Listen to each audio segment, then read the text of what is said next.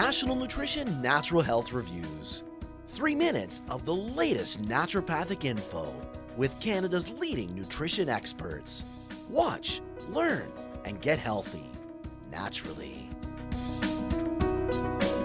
Hi there, I'm Naturopathic Doctor Jonathan Beatty, a health expert here at Nationalnutrition.ca. Today we're going to discuss circulation, and for that matter we're going to be discussing poor circulation.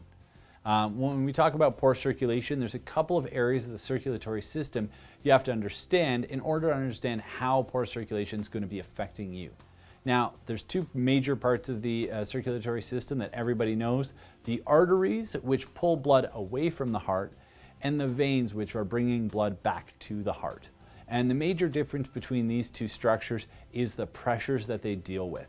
When you're looking at pressure in an artery, that's where that number, 120/80 comes in. That's the ability of it to push millimeters of mercury is the unit that we use. But to just give you a numerical comparison, the pressure in the veins you're looking at being between the numbers of about 4 and 6.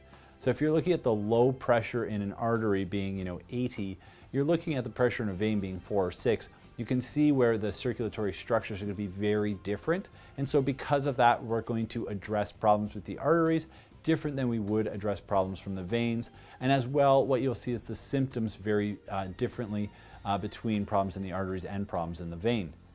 Now, there's a third part of the circulatory system that we often don't discuss, and this is the lymphatics. This is basically, if you think of the arteries and veins, the coming and going lanes on a highway, what you wouldn't really think about is the sewer or drainage system that actually exists under that roadway to keep water off of that road. That's essentially what your lymphatics is. It's kind of this like extra drainage system, and that's where lymph nodes exist. It's kind of the sewer system for your body, and that's where your lymph nodes are screening for things like infections, cancer, and other imbalances in your immune system. So the lymphatics is another very important area that we address. And again, similar to veins and arteries, the pressure in the lymphatic system is very different. And because of that, we're going to address the lymphatics in a different way than we're going to address blood circulation. So when we look at arterial circulation, imbalances there, you're typically going to find things that have to deal with oxygenation. So you're going to find symptoms like fatigue, shortness of breath, and when it's severe, you're even going to see problems like chest pain, tingling in the left arm, because of course the most severe impairment in arterial circulation is something like a heart attack. To a lesser extent, you'll see things like angina, which is just slightly lowered oxygen to an area of the heart, whereas a heart attack is full occlusion or full removal of oxygen from an area of the heart, causing the heart not to function properly. So you can see how important arterial circulation is, and so for that we treat it very aggressively when we do see problems here. And one of the major things we want to really work on is improving the elasticity of the heart, or of the arteries. We want to make sure that the arteries are very elastic, they're able to expand under dramatic changes in pressure, and it's the hardening of the arteries that often lead to impaired circulation. So in order to make sure that we're getting adequate elasticity of the arteries, you'll want to supplement with things like collagen. Collagen is the actual elastic protein in the artery, so that will help ensure that you've got adequate elasticity.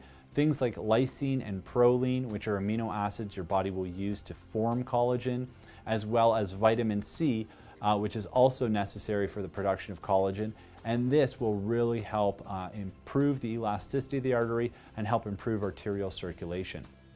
Now, on the flip side, you've got your veins. These are bringing blood back to the heart. And when you have impairments in venous circulation, you start to see things like varicosities or varicose veins, where the veins swell and become painful and sore.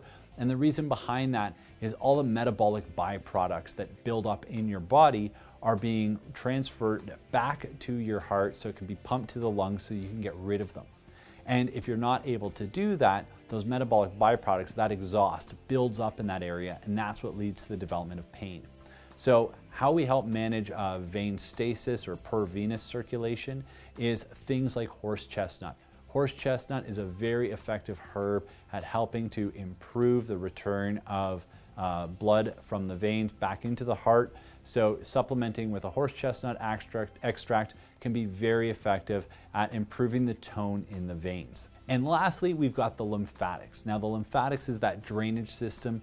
One of the things that's very helpful at bringing lymphatic fluids back, or lymph back into the system, back to the heart, so that it can be mixed with the blood again and redistributed to the body. So one of the things that's very effective for that is a herb called Gallium aparine, sometimes commonly referred to as cleavers.